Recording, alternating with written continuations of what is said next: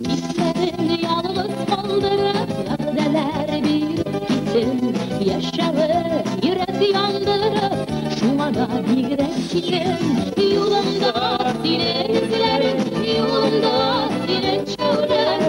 Seni özleyip üzülerim, seni yaşarın yıldız melek. Yolunda seni izlerim, yolunda seni çağırır. Seni özleyip üzülerim, seni yaşarın yıldız melek.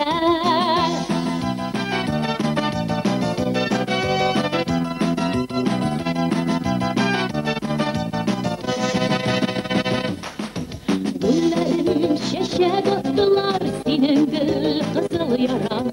Ah yıldız bulup atılan yanıma gözüm baran. Yolunda seni izlerim, yolunda seni çağırır.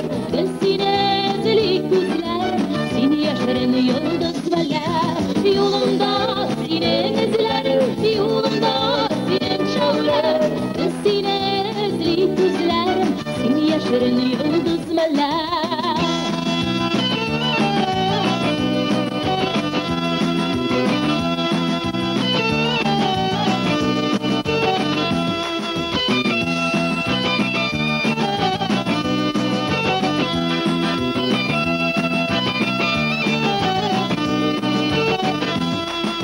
Gitmedin yalnız kaldırıp perdeler bir gittin. Yaşağı yürek yandırıp şuna bir gittin.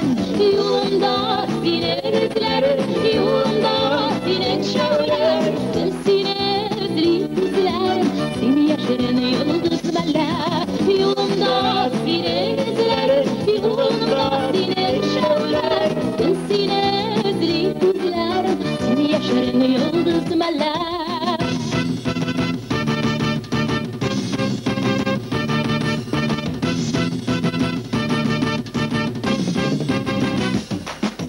Gel seni özleyip üzülerim, seni yaşarın yıldız melek. Gel seni özleyip üzülerim, seni yaşarın yıldız melek.